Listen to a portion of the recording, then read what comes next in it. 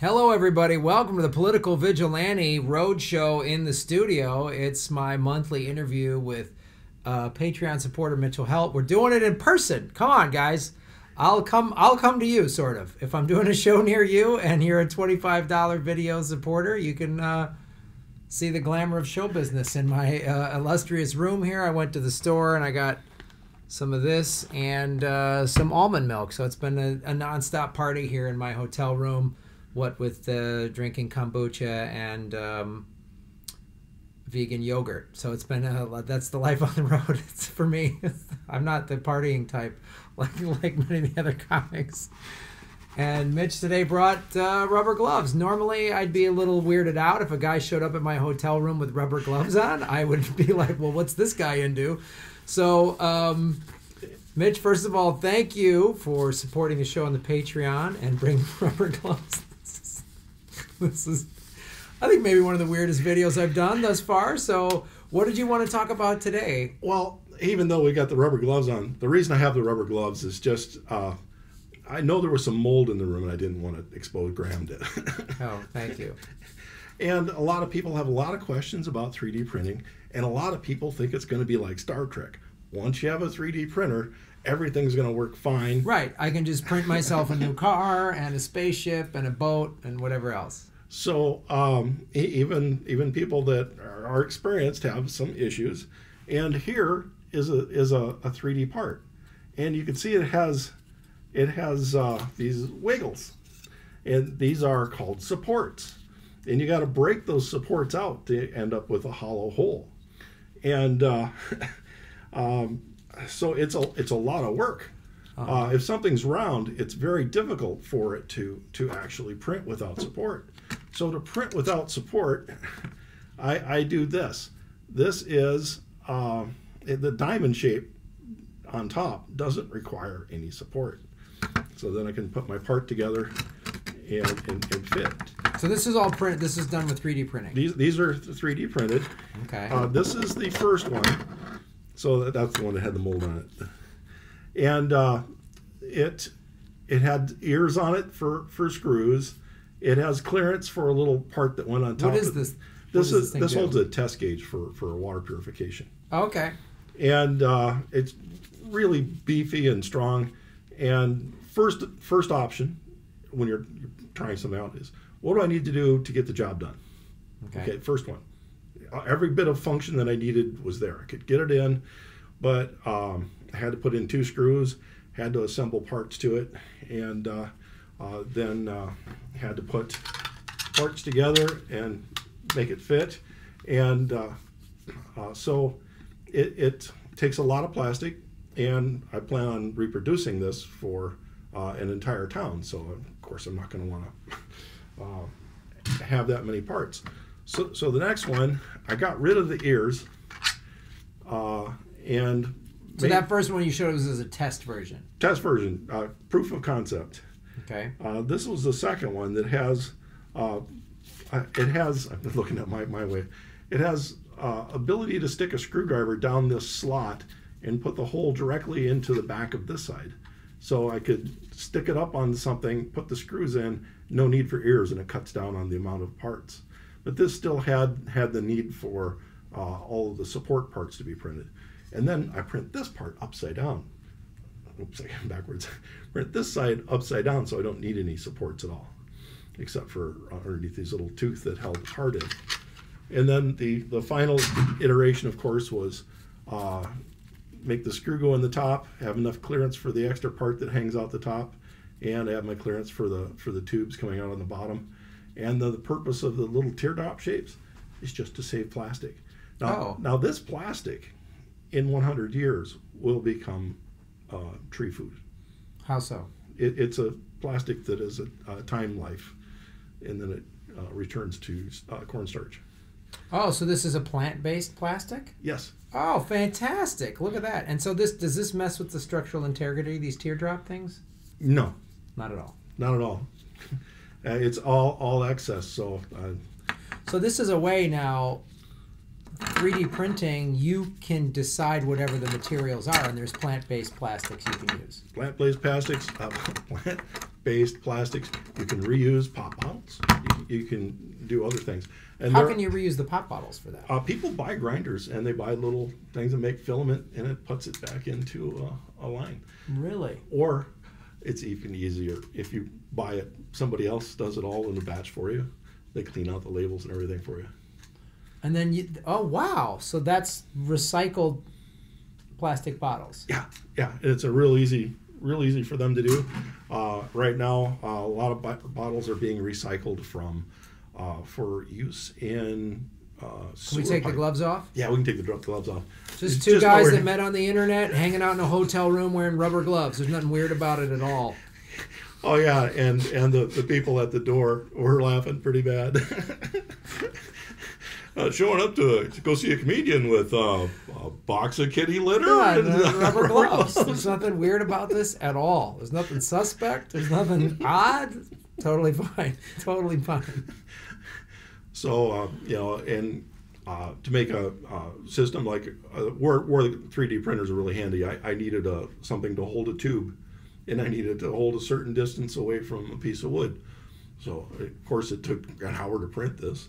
And that's the other thing is 3D printers are slow, then there's issues with 3D prints. How so? What are the issues? Power went out. So this stopped halfway through. Yeah. Is that why there's sort of like it's? No, that's actually support material. There was going to be more coming up, and it builds on this. And just like anything else, everything below it has to have something under it. So as anything that's less than 60 degrees needs a support. So when I make a hole, it has to have these little pieces in them to hold the hole up, and keep it open. So obviously we're seeing some of the benefits of 3D printing, but at the top of this you're like it doesn't fix and save everything. What are the downsides of this? The biggest thing with consumer printers, and since these are spare parts I don't mind breaking, is they don't have, when you take iron and you work on it, it gets stronger and stronger the more you bend it and maneuver. With the plastic, you gotta close your eyes. It's very brittle. So it's good when you're pushing on it. That's called compression. 3D printed materials are bad when it's called tension, where you pull on it.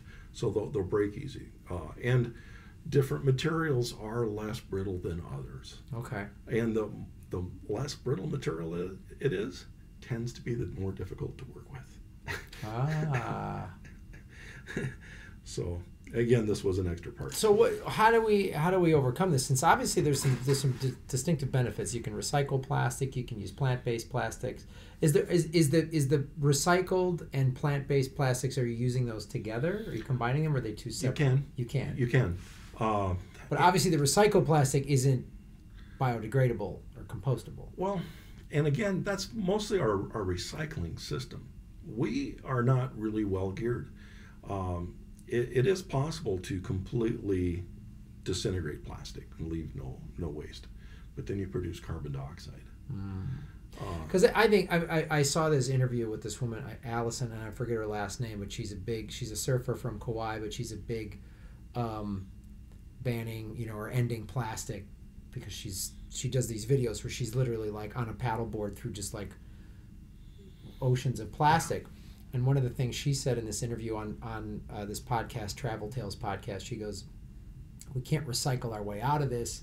We're producing so much single-use plastic. It's the equivalent of draining a full bathtub while having the faucet on all the way. Like, we just need to stop making as much plastic. And again, we are very irresponsible with how we handle our plastic. Some single-use plastics can't be recycled. Well, a lot. Now, there are single-use plastics that we can't do without. Medical industry right now would come to a complete halt if we took out single-use. Right. Sterile packages. Right now, the food industry would be in a real mess. And what we really have gotten away from one of the best recyclable materials. In my town will not even recycle it, and that's glass. Right.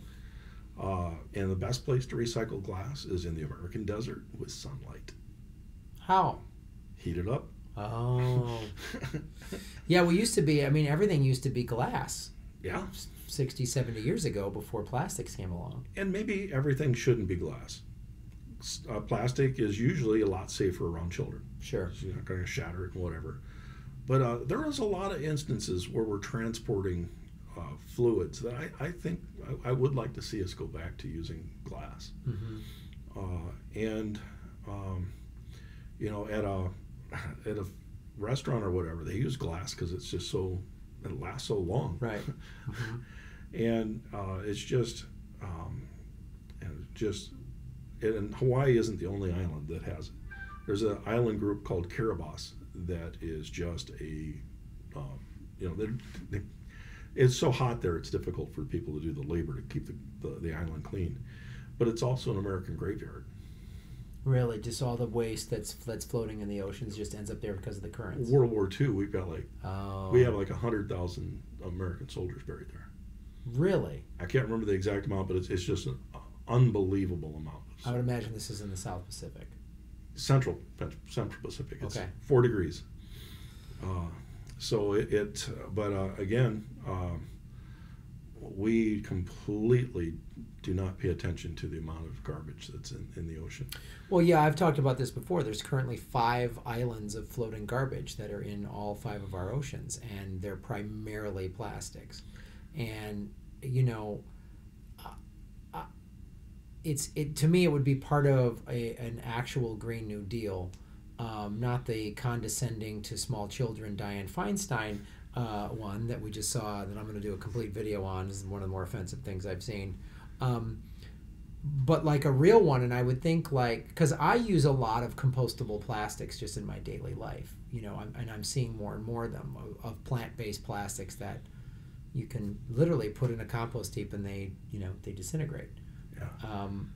And I think that's like, I don't know. What are your thoughts on that? I was on a project a couple of years ago where we did a battery for ships, and this is there's no ship that's going to pull up beside you and jump you, so you have to have an emergency battery on board. And unlike normal batteries, this one has to be ready to go when you want to use it. So it's called a secondary battery, and it could be activated by either using seawater or urine, because sometimes you need an electrolyte, and humans are good at it. And so we added the urine in case it was used somewhere that wasn't on the ocean. We wanted to be a safety battery for more than one place. And my job was the case, and I wasn't the polymer scientist, but I came up with a zip strip that when we pulled it, it left it vulnerable. That when you're done with it, you threw it in the ocean. It became 100% non-toxic fish vitamins. Really? And so the plastic was like an Alka-Seltzer built into it, where once we pulled the zip strip, that was activated and it bubbled it, and the bubbles churned it up enough that it disintegrated faster. Oh, that's fantastic. So the technology's out there. Oh, they're out there. It's all there. It's just a question of putting the money in to implement it. And it was not your normal battery because it's stored empty, which means it's a lot lighter. And then it's one use. There's no recharging it. There's no. Right. So it's not the battery to replace everything. This was an emergency battery. Right, but a basically sustainable emergency battery. Mm-hmm. Wow. So what are some other examples? The best example of a recovery of a material was there's a woman in Germany that makes non-toxic silk from expired breast milk. Cheese is almost a plastic. Oh. So she just goes that one step farther and actually turns it in, but because it's human sourced, it is non-toxic to humans. So anybody that's got super allergies, she sells clothes to them these super hypoallergenic clothes.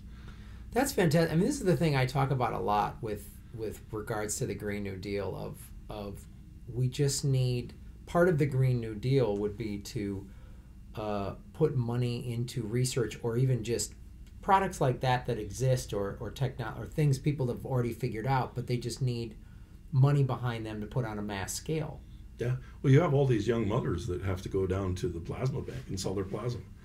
Just think if they could go to a milk bank and sell their milk at $300 an ounce. Right. Suddenly this 2 years of childbearing being a financial burden on them becomes like as much money as they want. Right. And again, it's like I said, it's non-toxic and or hypoallergenic. That's fantastic. So what else do you got for us, Mitch? Well, what else you got in your crazy bag that you traveled across Iowa with? I did bring along, because people ask, what do you do to filter out water? I'm not going to have you touch this one. Okay. Because I'm going to wash my hands after we get there. Should I put my gloves back on? Yeah, if you want to handle this, put your gloves back on. Or you can put on a new pair. You don't have to reuse those. That's all right. That's how you can see the center of it's white. That's actually a plastic part for holding it on. Okay. But that's how white the rest of it should be. This is typical tap water from across the United States. My water report, we're 50-50. Mm-hmm. And so you can see this is darker than my skin. This is mostly iron oxide, a little bit of lead, a little bit of radium. That's why I had the gloves. That's why I didn't have you touch it. So the very first thing you do is you get this crud out. But once you have the iron out, you can't see the rest. And I've been seeing these things on Twitter where they keep sending out this picture of this horrible water from Flint, Michigan, and it's orange, and you cannot see lead. They're showing iron. That's what was on this filter, and what you're probably seeing in that filter was either they'd flushed the hydrants, or they just had a water main break, and it flushed all of the gunk that was in the pipes out to them. That is not a typical level from any city that you saw. And this is from an RO, a reverse osmosis system. The next thing you do is to take out some of the lead and take out more of the other chemicals, farm chemicals and stuff. That's what this cartridge does. And this is called an activated carbon. And you could, if you could probably see, I'm not sure how much detail we lose in the transmission. You can probably see some stria, little dark lines. That's about as dark as it gets. Okay. At this level, most of the contaminants that are bad for you are invisible. Okay. And then I always add a second one. You see, this one gets a little not as dark. Right. Sometimes I would usually say you rotate them. You take one off, replace one, move the other. This is called an RO filter. Water goes through the one part, and then it squeaks out through little teeny. Not sure we can focus on it. There's the light right there. Okay. Goes through little teeny holes, millions of them. And they are so small that water will not run through them by itself. It has to be under pressure. Really?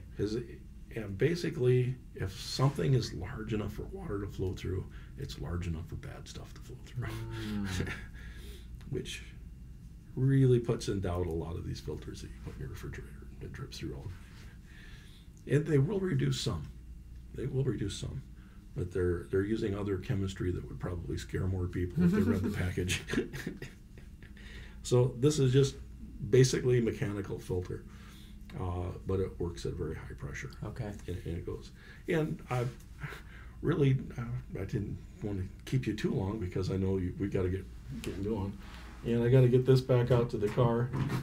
I know I've still got a whole lobby full of people.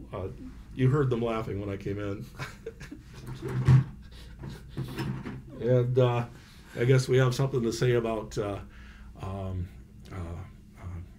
keeping Gotham safe, but also don't forget self-replicating device. That looks like a swastika.